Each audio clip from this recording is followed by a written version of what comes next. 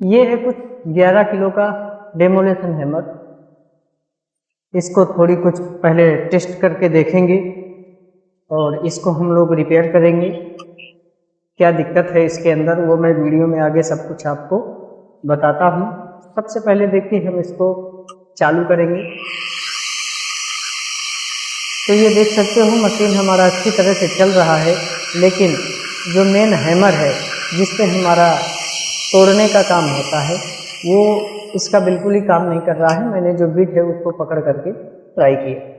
अभी चलिए इसका खोलने का जो प्रोसेस है वो हम स्टार्ट करेंगे। और इसका आर्मेचर वगैरह का, कार्बन वगैरह का ये सब कोई इशू नहीं है। इसका जो है ना ये खाली हैमर का दिक्कत है जो कि हमारा तोड़ने का काम नहीं कर रहा है। इस तरह से हम कुछ इसका जो स्विच है उसको निकाल लेंगे। यहाँ पर देख सकते हो कि 2 स्क्रू लगे हुए हैं इस तरह से, तो मैंने स्क्रू ड्राइवर से फटाफट खोल लिया है। इस वीडियो को मैंने थोड़ी फास्ट फॉरवर्ड किया हुआ है ताकि वीडियो बहुत ज़्यादा लंबा ना हो। और स्क्रू वगैरह खोलना एक नॉर्मल बात है, आप लोग देख करके यहाँ से इस तरह से आप आराम से खोल सकते हो। देखिए यहाँ पर एक ये 8 mm का एलेंकी बोल्ट वाला जो पाना है ये सॉरी स्क्रू है ये लगा हुआ है, तो इसको भी हमने इस तरह से कुछ खोल लिया है। अब 4 हमारे यहाँ पर जो हमारा टूल होल्डर आगे का फिट होता है, 4 हमारे जो स्क्रू हैं एलेंकी वाले लगे रहते हैं, लेकिन इसमें चेंज करके दूसरे भी लगा दिए गए हैं, कुछ एलेंकी वाले भी लगे हैं। तो इस तरह से सभी को हमको बारी बारी से खोल लेना है। मैं वीडियो को फास्ट फॉरवर्ड करके यहाँ पर और फटाफट से खोल लेता हूँ। तो इस तरह से ये जो टूल होल्डर है इसको तो सबसे पहले हम साइड में रख देते हैं, कोई प्रॉब्लम अंदर नहीं होगा तो टूल होल्डर में देखेंगे। इसका जो पार्ट्स है इस तरह से हम बारी बारी से निकालेंगे और इसको पूरा डीजल से हम लोग साफ करेंगे। अभी इसका जो ये स्ट्राइकर है इसको भी हम इस तरह से निकाल लेंगे। सभी को चेक कर लेना है ऐसा अच्छे से, कहीं से टूटा फूटा या कोई मिस्टेक नहीं होना चाहिए। ये हमारा जो बॉडी कवर लगा हुआ है इसमें, इसको भी निकाल करके साइड में रख देते हैं। देखिए यहाँ की पोजीशन, यहाँ से ग्रीस वगैरह कितना सारा निकला हुआ है। और जो ग्रीस के ऊपर ये सपोर्ट करने के लिए ये जो कैप लगा रहता है इसमें देखिए खाली ये जो तार है ना, ये तार से इसको बांध दिया गया है।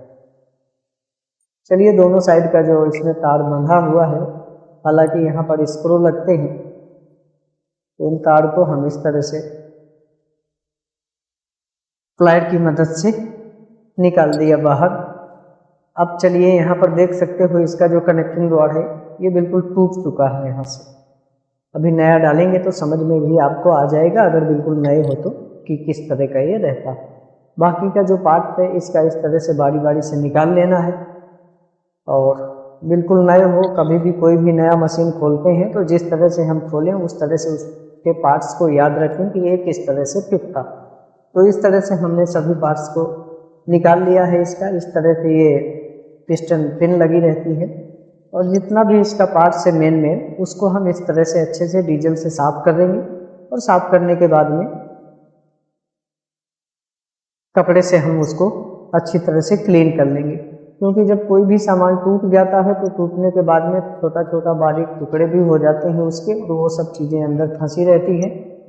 और ये जो पिस्टन वाली जितने भी हमारे हैमर वाले सिस्टम रहते हैं इसमें सबसे मेन चीज़ एक ही डिपेंड करती है। यदि अगर अच्छे से इसको साफ करके अच्छे से इसमें ग्रीस वगैरह यूज हुआ है तो ये जो प्रेशर है ना ये अच्छे से बनाएगा। तो इस तरह से हमको सभी पार्ट्स को अच्छे से क्लीन कर लेना है।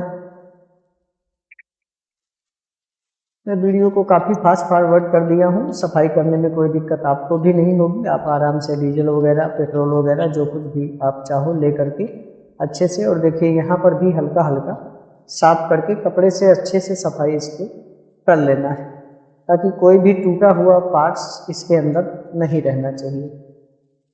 चलिए इस तरह से इसको अच्छे से साफ कर देते हैं।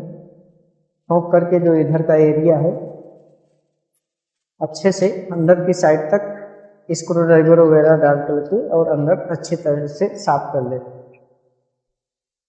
अब चलिए ये तो हमारा टूट चुका है, ये देखिए दोनों इसके भाग टूटे हुए निकल चुके हैं। यहाँ पर थोड़ी साफ करते हैं और जो ये है मैं थोड़ी इसको भी क्लीन कर लेता हूँ। तो देखिए इन दोनों को भी मैंने क्लीन कर लिया है। अब ये नया कनेक्टिंग रॉड हमको यहाँ से लेना है, ये आपको मार्केट से आराम से मिल जाएगा और मैं इनका लिंक भी आपको डिस्क्रिप्शन बॉक्स में दे दूंगा कनेक्टिंग रॉड का, आप चाहो तो ऑनलाइन परचेस कर सकते हो। रेट का तो देखिए टाइम के हिसाब से आगे पीछे होता रहता है, किसी को प्रेजेंट टाइम के रेट का ज़रूरत हो तो मेरी इंस्टाग्राम आईडी को फॉलो करके आप इंस्टाग्राम पे मुझे मैसेज कर सकते हो, मैं उसका रेट आपको बता दूंगा। वैसे एरिया वाइज थोड़ी बहुत डिफरेंस होता रहता है रेट में। तो देखिए इस तरह से पिस्टन पिन डाल करके इस कनेक्टिंग रॉड को पिस्टन के साथ हम लोग कर देंगे कनेक्ट। अब देखिए इस तरह से इसको रखते हुए पिस्टन यहाँ पर जो कनेक्टिंग रॉड में एक साइड में बड़ा भाग रहता है, एक साइड में छोटा रहता है, मैंने उसी तरह से पकड़ा हुआ है। जिस तरह से पहले पकड़ा था उसी तरह से इसको इस तरह से हमको फिट करना है। वीडियो में आप ध्यान से देख लीजिए, उल्टा नहीं होना चाहिए वरना वापस से टूट जाएगा और या तो फिर आगे का जो सिलेंडर वाला ये जो पाइप है ये हमारा फिट नहीं होगा। इसमें जो 4 होल दिख रहे हैं उनको ऊपर की साइड रखना है, एक साइड में नीचे तक होल नहीं रहते हैं, वो वाला भाग नीचे रखना है। और यहाँ से कभी कभी जो हमने पिस्टन पिन बीच में फंसाया है वो इधर उधर खिसक जाती है, तो स्क्रू ड्राइवर की सहायता से उसको सही लेवल में करते हुए और आपको इस तरह से बिल्कुल सीधा रखना है। इस भाग को हमारा जो अंदर पिस्टन लगा हुआ है बिल्कुल इस तरह से सीधा करेंगे तभी हम पाइप इसके अंदर फंसा पाएंगे। ये अगर इधर उधर टेढ़ा होकर क्रॉस हो जाएगा तो हमको दिक्कत होगा। इस तरह से सीधा रखते हुए साइड में फंसा करके इस पाइप को हमको अंदर तक फिट करना है अच्छे से। थोड़ी परेशानी होती है यहाँ पर लेकिन आप आराम से करोगे सेट हो जाएगा। अब देखिए इस तरह से ये हो चुका है सेट। अब इसके अंदर ये हमें स्प्रिंग और ऊपर का सपोर्टर इसको भी यहाँ से इस तरह से सेट कर देते हैं। ये जंपिंग करता है यहाँ से। अब ये वाला जो भाग है इसमें ग्रीस और इंजन ऑयल डाल करके यहाँ से हम इसको क्या करेंगे पैक कर देंगे। स्क्रू देखते हैं हम इसमें अगर लग जाएंगे तो स्क्रू इसमें फिट कर देते हैं। इस तरह से इसको लगाना है। लगाने के बाद में मैंने 2 स्क्रू लिया है जो इसमें लगते हैं, उनको फिट कर रहे हैं इस तरह से। तो ये पूरे इसके अंदर गियर बॉक्स के अंदर जो स्क्रू हैं ये फिट हो फेल हो चुके हैं, बिल्कुल फ्री हो गए हैं और ये स्क्रू इसके अंदर टाइट नहीं हैं।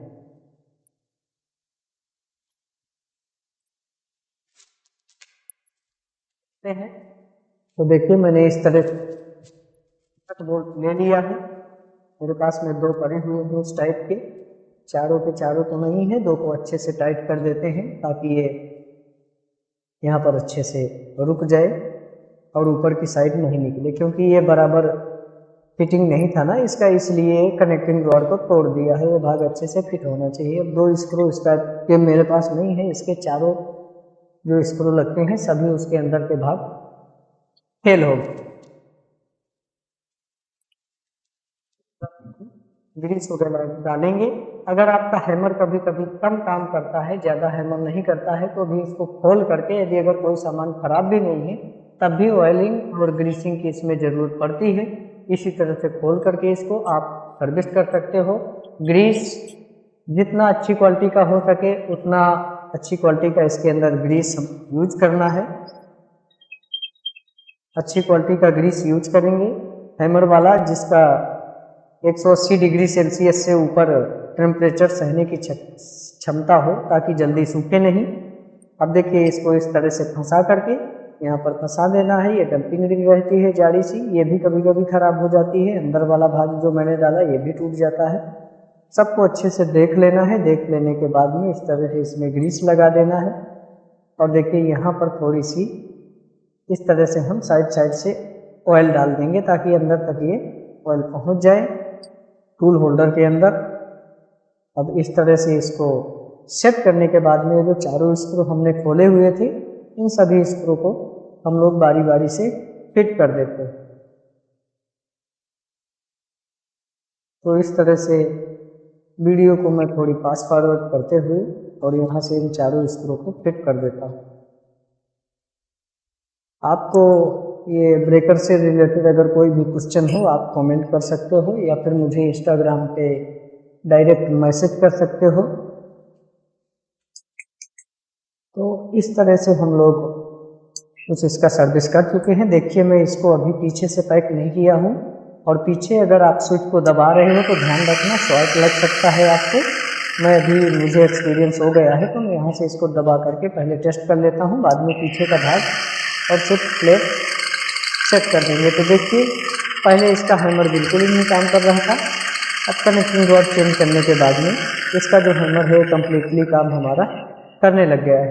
तो इसी तरह से कुछ हम इसका सर्विस, कुछ पार्ट्स अगर ख़राब है तो उसको नया चेंज कर सकते हैं।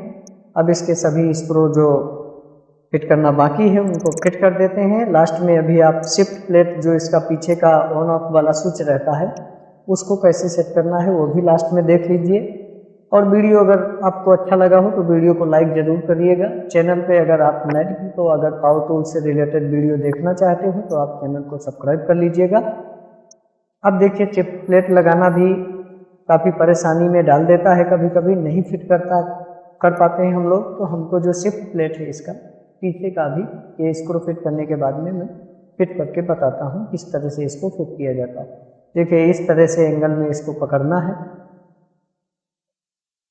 इस तरह से इसको पकड़ना है और ऊपर के साइड इसको पहले फंसा देना है। ऊपर की साइड 2 कट वाले खांचे मिलेंगे और यहाँ से ये जो स्विच को नीचे की साइड को प्रेस होता है, चलिए मैं खोल करके इसको एक बार आपको बता देता हूँ। ये वाला जो स्विच है ना, इसको इस तरह से नीचे की साइड दबा देना है स्क्रू ड्राइवर की मदद से। जैसे नीचे दबाएंगे उसको वैसे ही शिफ्ट प्लेट हमारा अच्छे से फिट हो जाएगी। तो चलिए एक बार चालू कर लेते हैं फाइनली। तो देखिए परफेक्ट हमारा ब्रेकर ये चल रहा है। मिलेंगे नेक्स्ट वीडियो में, तब तक के लिए टेक केयर, जय हिंद।